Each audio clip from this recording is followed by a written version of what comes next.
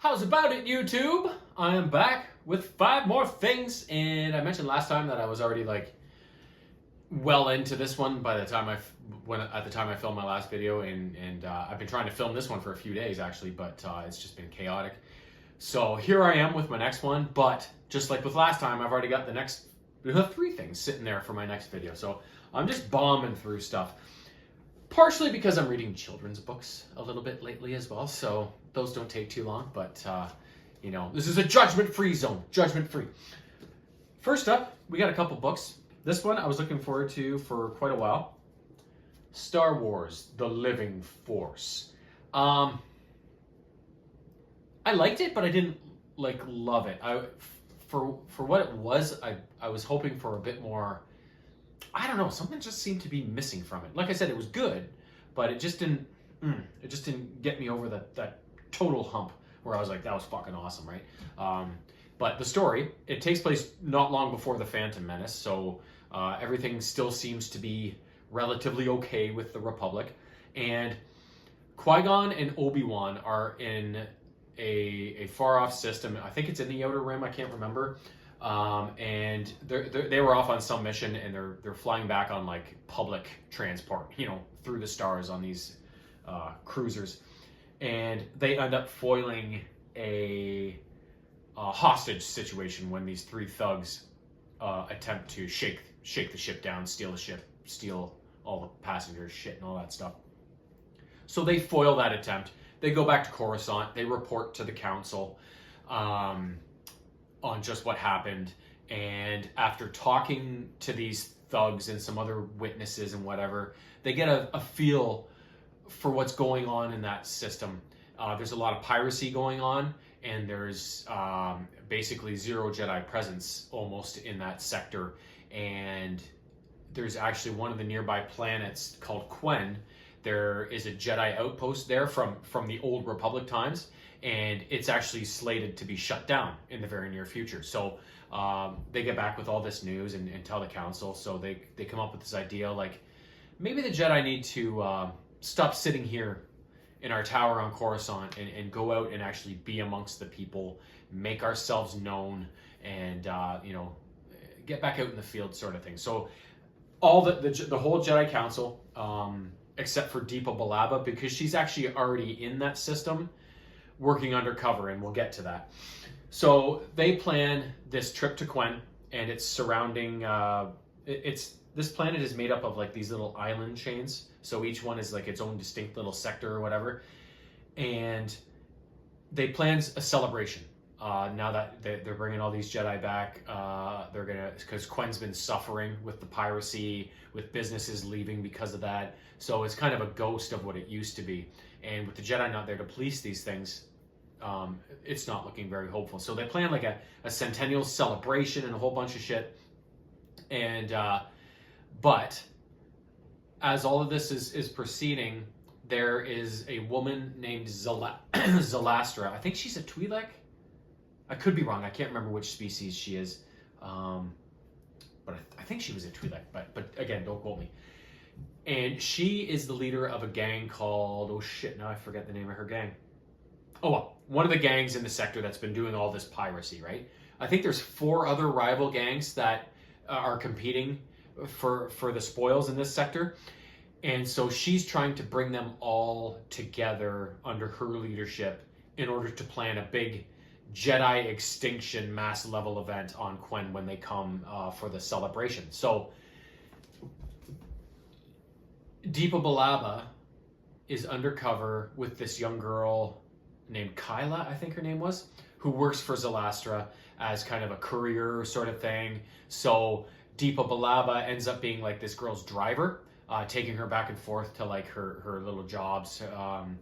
She's actually kind of a thief. I'll call her a courier, but she's a thief. And so Deepa is aware of what's going on and is trying to crack it from the inside. Mace Windu is already in the system because he's kind of her commander for the mission and is just in orbit, biding his time, waiting for her to update him or need extraction, whatever the case may be. So while all this is going on, the Jedi have come to Quen and are setting up for the celebration, talking to the people of Quen and finding out exactly what's wrong and solving little problems here and there. And it's kind of funny because Qui-Gon was always, Obi-Wan, be mindful of the present, the living force, help the people. So that this book's basically a tribute to Qui-Gon and his worldview on what a Jedi should be doing and worrying about, right?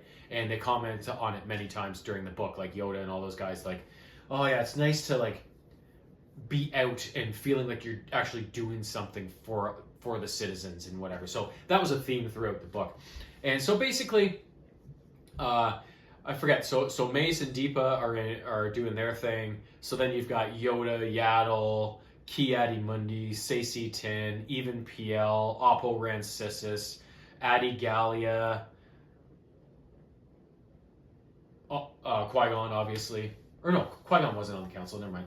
I'm not sure how many that is. I'm probably missing a couple here and there, but Plo Koon, he was out there. So it was so the rest of the story unfolds in the Jedi attempting to foil Zalastra's manipulation of these terror events, which not only threaten the Jedi, but obviously all the citizens of Quen that are going to be at this celebration and get caught in the crossfire sort of thing. So the rest of the book is just the Jedi's efforts to stop Zalastra from having this mass extinction kind of event sort of thing. And yeah, it's a really fun book because you get to see all these Jedi that you so rarely see or hear about being out there with their sabers, hands-on, doing their thing, right? Like in the movie, I guess in episode 3 and episode 2, you see the battle on Geonosis, you see people in action there. And then in episode 3, there's a little bit there when they're out and they're in the field when Order 66 comes in. The ones that did get cut down on the council, like Plo Koon got cut down, Ki-Adi-Mundi, but others survived at least for a little while longer, like Mace Windu when he confronted Palpatine. So you don't get to see them very much in action during the movies, right? So this was kind of a cool story just to see and read about, all these Jedi Masters on the council actually out doing things, especially Yoda. Like, I always love it when Yoda goes out and does stuff because he's so little. But remember in Attack of the Clones when he had that lightsaber duel with Count Dooku? Like, that was fucking awesome. He's just jumping around, jumping off all the walls and shit. Just a fucking madman. I loved it. I love that scene. It was so much fun. Back when George Lucas was doing everything with Star Wars, and it was perfect. Yeah, don't get me started. Next up, Young Indiana Jones and the Circle of Death. So, that book was last year, 2024, The Living Force. This Indiana Jones book was from the beautiful, beautiful year of 1990 when the world made sense. This is the third book in the Young Indiana Jones series, and Indy is off at some sort of like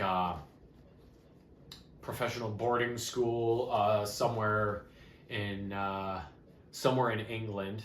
I'm not sure if it's right in London or whatever. And he's met a friend there named Herman. But Herman and Indy are being ostracized at this school by the English kids that are mostly English kids that are at the school, being teased, being told to get the hell out. Yankee boy and whatever, and so they're not having a great year. But I think it's the Christmas holidays that are coming up soon, so like they're able to get out. And so Herman's dad is they're German, so Herman's dad is Herman Sr. and he's German, and he is currently doing some sort of study or something at Stonehenge. They're trying to get to the bottom of many mysteries around that site. So during the Christmas break, Indy and Herman are excited because they're going to stay at this this big mansion or whatever. I can't remember if Herman owns it or is just renting it or whatever, but they're all excited. They're going to be away from school and all these prick kids, have a great Christmas, and then they're going to get to see Stonehenge, right? And help Herman, and Indy's dad is going to be there too because he's teaching at Cambridge. That's why Indy was at the school in England in the first place. So they're really pumped for that. But when they get to the mansion and stuff, they find they're having the same sort of problems. A lot of, a rock comes through the window with a note on it that says, Yankees go home, blah, blah, blah. So they find out that they're in the exact same situation. And the main ringleader kid at the school, his father owns a house just not too far down the road from where they're staying. So they're like, are you kidding me? But anyways, they carry on and they start with the Stonehenge stuff. But all these mysteries keep coming up around Stonehenge, and in the end, basically, there is a group of led by a wizard. I'm not sure exactly what his deal was. That plan on using the power of Stonehenge to I can't remember what their end goal was, but nefarious purposes is what these guys were all about. And they wanted Indy and his dad and then the Hermans out of their way and out of Stonehenge while they fulfilled their plan, sort of thing. But the boys, Indy and Herman, Indy always gets into the middle of it, whether he plans to or not. I mean, usually he plans to, but they get in the thick of the Stonehenge mystery and this evil wizard and his group of followers that are planning on using the site for their nefarious means. And Indy ends up falling into some sort of underground tomb of, I think it was a wizard, an ancient wizard who used to be the priest at Stonehenge in the followers back in ancient times. And so the corpse of this wizard had this like crown or something that he was wearing. So Indy put it on, and all of a sudden he had like wizard-like powers. So that in the end, he ends up getting in a battle with this other wizard for control of Stonehenge and obviously to save their lives. And of course Indy wins, or else we wouldn't have any more books in this series. And y'all know there's going to be more books in the series, right? So can't wait. I think I've already got the next two on my shelf, but I'm going to try and get them all. It's like Pokemon. Got to catch them all. Next up, this was fucking awesome. My buddy Simon that I play video games with, his older brother Josh came down. We had an overnight a couple weekends ago. We went to the movies. What did we see, do you ask? You're probably not going to guess it. I'll give you a few seconds. Put in your wager. Put in your wager. What's it going to be? What's it going to be? That's right. The Toxic Avenger.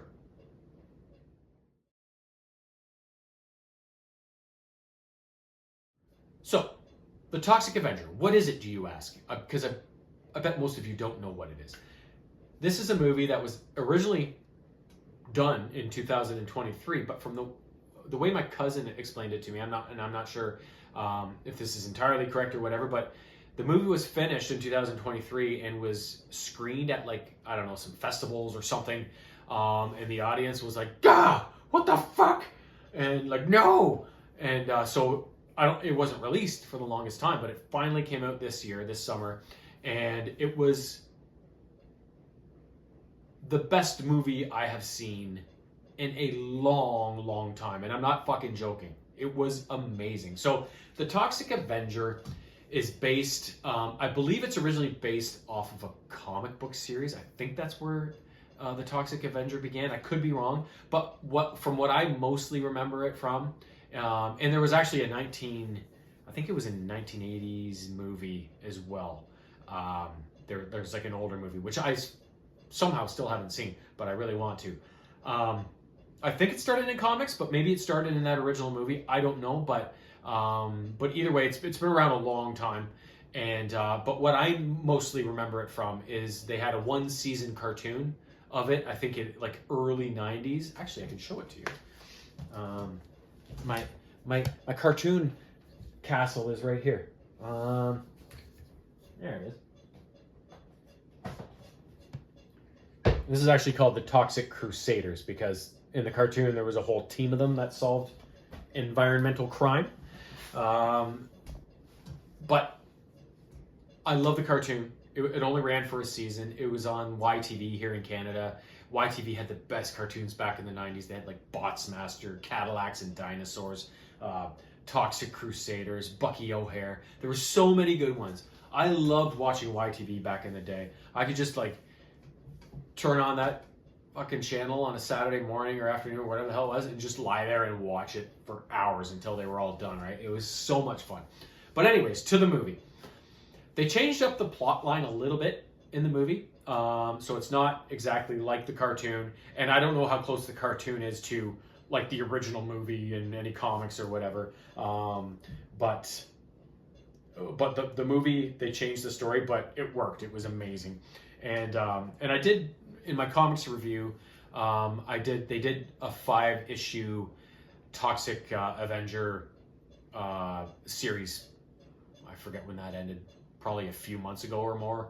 The last issue of that came out, which I had in my comic reviews. So this isn't the first Toxic Avenger type thing that I've done here. So, but for the movie, it basically, there's a company called BTH that are like huge environmental polluters. Like it's just a nasty, nasty company full of toxic sludge and all the other waste material they get from what it is that they do there.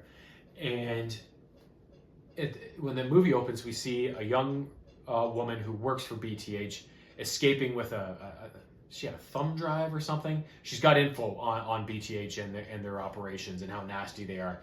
She takes it to an investigative reporter because they're trying to expose BTH for the mass infractions and evil things that they're doing with their toxic waste. So, but there is a band called what are they called? The Loose Nuts or something like that. And they're just like a rap metal band, and one of them has a clown mask or whatever. The other one has a chicken head mask, or the one clown paint or something. And they're just crazy looking guys. And they come after these two. They end up killing the reporter, and the reporter gives the information for this girl to get away with. So she escapes with the information. And the scene then shifts to a guy named Winston, played by Peter Dinklage. He's the main character in the movie, who works at BTH, and he's like a custodian basically. So he does what I do, only his sludge isn't as toxic as the stuff I have to deal with. So he's working there and whatever, and he's had a rough go. He lives alone with his stepson Wade because Wade's mother died of cancer. So things are really awkward and not great between the two of them. And so they're just struggling to get by. And as Winston has taken Wade to school one day, they see how the neighborhood's falling apart. There's crime lords like shaking down businesses and shit. Like everything's not great, sort of thing, right? But Winston loves Wade and he's really trying and whatever.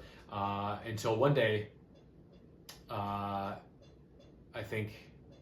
can't remember if the doctor was at work or if he went to the doctor's outside of work, but Winston went to the doctor and got some bad news. He has some sort of brain condition that's, needs a major cure. It is curable, would cost tons of money. And he finds out that his platinum plan insurance policy at work somehow conveniently doesn't cover his condition, right? So he's like, oh, I'm gonna die. What Wade? He's all upset. So then he gets pissed, and he knows he's being ripped off and he's being screwed, as the company's probably screwing all of its employees. So there's a gala going on for that the CEO or whatever of BTH is going to be at, who's played by Kevin Bacon, and he's amazing in the movie. So Winston plans a way to get into that and then confront Bob and say, I'm going to die of this brain condition if I don't get help, and our insurance at work doesn't cover it, but I feel like I have the platinum plan like it should. Can you do something? So he confronts him there, and Bob's like, oh, of course we can. That's horrific. Whatever. In the meantime, he's just like, no, we won't.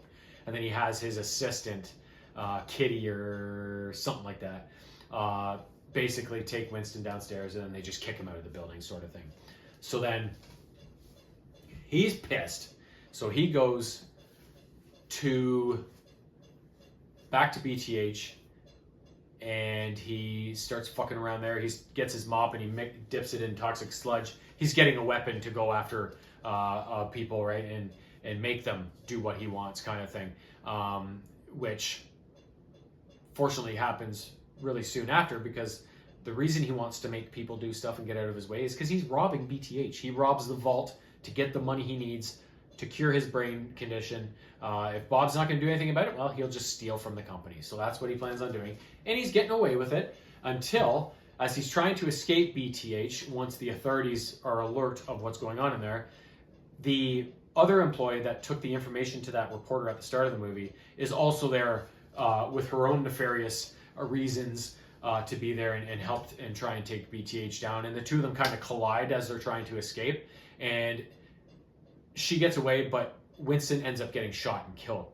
So the goons just dispose of him by dumping into like a toxic runoff fucking river, and then it engages this really trippy scene where like Peter Dinklage is turning into the toxic Avenger, and he's all this little green man with a huge eye and a weird eye, and he's all fucked up. So he emerges from the sludge, and he's now changed, and he's like, oh fuck. So from that point onwards, he's trying to like convince Wade, like he tries to go back home, but Wade sees him climbing up the fire escape and goes, "Gah!" and like pushes him out the window. And then he lands on a car, and then the gangster that was shaking down the business at the start of the movie sees him, like, "You landed on my car!" Pop! And then the bullet just like squeezes out of his arm after he gets shot, and then he goes after the guy and rips his arm off, and that's when things start to get gory, which this movie was so funny in that regard. So then as the rest of the movie unfolds, Winston's main goal is to get Wade to accept him. Like, he's like, I didn't ask for this. I'm still Winston. I just look like this now. So that's what he's trying to go for. But then they get caught up in BTH's schemes, because Winston ends up foiling some sort of hostage situation at a fast food place, and which is how he gets Wade to see him as a good guy. He saves the day violently and grotesquely. It's amazing. And as he walks out of this restaurant after defusing this situation, he's hailed as the Toxic Avenger, a hero. So that begins to build the bridge between him and Wade. And then the next day he goes to a concert that the Killer Nuts, the Killer Nuts, that's who it is. The Killer Nuts are playing at, and because he wants to get revenge on them for killing him, and doing all the nasty things that they do. So he raids the stage and just is wiping them out in so many entertaining ways, right? And but by doing this, obviously he's making an enemy of Bob, who runs BTH. So eventually Bob's he kidnaps Wade. So then Winston and the reporter girl, or sorry, the BTH other employee girl, I think her name's JJ, need to go and try and rescue Wade, but then they get captured. And while they're captured, Bob wants to harvest the Toxic Avenger's purple blood and have his science team refine it to give Bob not the whole Toxic Crusader treatment, but the super strength and the huge dick that the Toxic Avenger now has. This movie's ridiculous. It's so funny. But it backfires and it turns him into this hairy freak. So then the rest of the movie is just like after Bob and Winston and JJ eventually escape. They go find Bob. They're taking the fight to everybody. They're trying to bring BTH down. And it just ends in this big shitstorm as the final battle takes place at BTH with Winston and Bob and all the other players that come into it. And this movie, I was talking about the Toxic Avenger with my cousin that mentioned that the movie was already made. I think not at this year's summer family reunion, but the year before. And he mentioned to me that the movie was screened and made, but where was it? So then he eventually sent me a text, I don't know, like a month or two ago saying, guess what? It's coming to theaters. So I marked the date on my calendar, and then I sent the trailer to my buddies Josh and Simon, and they were like, we have to fucking see this. So then that's why we went. And like Josh said it the best. He's like, when we sat down to watch this movie, we knew we were going to like it, which makes it so much better when the movie exceeds your expectations, even when you know you're going to like it, by so much. Like, it was just... I took James to see Jurassic World Rebirth. I mentioned that movie, maybe my last one or the one before that. And it was good, but not great. There was times where I was kind of like, my attention kind of wandered and I was looking around or whatever. which I find with movies nowadays, and I don't know why. Movies used to be made so much better, at least in terms of the story. Like now they have all the effects you could ever imagine, but the storytelling and the pacing and everything used to be better. So now, if it doesn't hold my attention, I can wander. Even for a movie that I think I really, really am looking forward to, like a Jurassic World movie, like, of course I want to see that, right? But this movie, I sat down and I didn't take my eyes off that screen for 1 millisecond the whole time, unless it was to turn and look at the other two guys going like, did you hear that? Did you see that? Are you laughing your ass off right now? Like, it was fucking so good. It was, like I said, it was violent and it was grotesque, like ripping the guy's arm off, sweeping his mop across this guy's face, and it removes the whole jaw, and there's gore and his tongue's hanging out. Like, it's so gross. It's awesome. It's so violent. But then it's one of those ones where, like, it's so violent, like Pulp Fiction did this, like so violent, but also so funny at times. This one was funny the whole fucking way through. It was so funny. And besides the regular gags and jokes that they had, like coming from the main characters talking or doing stuff with each other or whatever, this movie had so many like background things going on, especially things people were saying. In the very early part of the movie, when Winston's walking Wade to school and he sees the boss shaking down the business, or the crime boss shaking down the business, Winston ends up saving the woman who owns the business's cat. He runs into the street and saves it from getting hit by a cat. And one of the first instances of somebody shouting something from out of camera range is this voice is like, "That motherfucker just rescued a cat!" Like, and it was just such a ridiculous statement, and the way it was said, it was so funny. And then it just escalated the whole rest of the movie. There was just people saying stuff or making noises, these weird noises, like all the time throughout the movie, and it was so funny. And that was just the side things, but even the interactions and the jokes and the situations they put the main characters in, the villains, and was just so funny. Like, I can't tell you enough how much we enjoyed this movie. And I know that the three of us are all very unique individuals. We're all very weird. We love weird shit. So we knew we were going to love this movie regardless, unless it was just done poorly, which we figured it wouldn't be. But we didn't realize how much we were going to absolutely adore it. So I understand how it may not be for everybody, but if you like the sounds of the things that I've said, I'd be hard pressed for somebody who likes this type of movie and these types of characters and that kind of thing. I'd be hard pressed to hear of anybody going, "Oh, that thing sucked," right? You may not love it as much as we did, but I think you're definitely going to be entertained, have a lot of laughs, and go, "Yeah, that was a good movie," right? And I kind of likened it to, like, the vibe of the movie was really cool too. The environments and some of the outfits people were wearing, and some of the objects that filled the spaces, and it was so unique and different looking, without being way out there, you know? It reminded me, like, if Tim Burton and Quentin Tarantino had a love child movie, like, I feel like this is it. This is it, sort of thing. That's kind of the best way I kind of thought about it afterwards. And I really hope they make another one, because if they just do a follow-up to that and keep it the same, like same sensibilities, whatever, I would fucking be there opening day, no problem. Awesome movie.